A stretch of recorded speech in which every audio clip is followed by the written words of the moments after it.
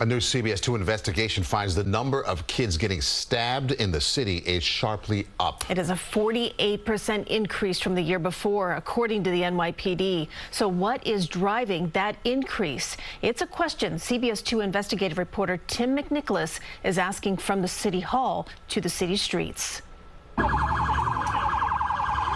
J-Lo Fermin describes this as the worst day of his life. The day police surrounded his 16-year-old son, bleeding in the street a block from his school in the Bronx, far from the American dream he envisioned. You come to this country chasing a dream, pursuing a better life for your family, not bringing your family to a place where there are attacks and threats and fears of walking the streets. More than 1 year and 6 surgeries later, his son is recovering but still walks with a limp. Fermin says his son's attacker stabbed him after school because of a feud over a girl. He asked us not to show his son's face or name because he doesn't want him to face any retaliation. It's impossible to fathom how a knife is the solution for a child, that violence is the solution, and I don't agree with it. I think there should be more support from both parents and schools. I feel that, the knives are faster to get. It's a problem all too familiar to Awilda Cordero, an activist who's dedicated her life to violence prevention. I had a parent the other day tell me that she tells her son to carry a knife. And I was telling her, but why? Why would you tell your son to carry a knife? Because he has to defend himself.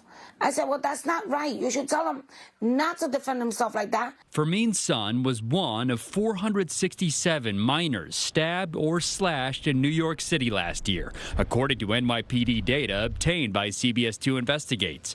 That is a 48% increase from the year before, much steeper than the 6% increase in victims of all ages. No one from the mayor's office would sit down with us for an interview on the problem. Why do you think that's happening? So we went directly to the mayor at a recent City Hall news conference. I think there's a combination of things that are giving way to the stabbings. Number one, the police department has done an amazing job of cracking down on guns.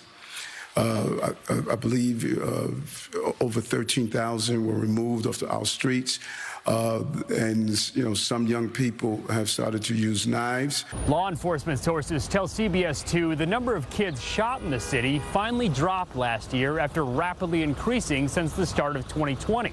But the number of kids stabbed is the highest in years. And police say they found more than 1,800 knives, razors, or box cutters in schools so far this school year. All right, guys, let's go. Kevin O'Connor, who planned anti-violence marches as the NYPD's Youth Strategies Assistant Commissioner, is still troubled by the problem in his retirement. And the thing with kids is if they're robbed or they're stabbed, there's usually a retaliation. This is what the gang wars are about. You robbed me, I'm robbing you. We also continue to have a mental health crisis that's been identified from everybody from the City Council to the U.S. Surgeon General. The city recently announced a lawsuit against 5 social media companies saying they contribute to that mental health crisis. And Mayor Adams says some websites are worsening anxiety among students by displaying videos of school fights. The NYPD sent us a statement encouraging people to participate in the Police Athletic League and other programs aimed at mentoring kids and keeping them safe. How has all this affected you and your family emotionally? There's been a change. It was normal before this. It's a more restrained, less trusting way of life.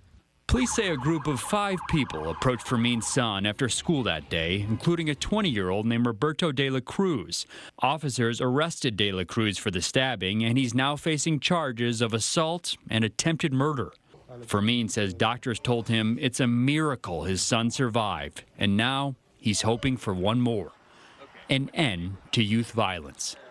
Tim McNicholas, CBS 2 Investigates.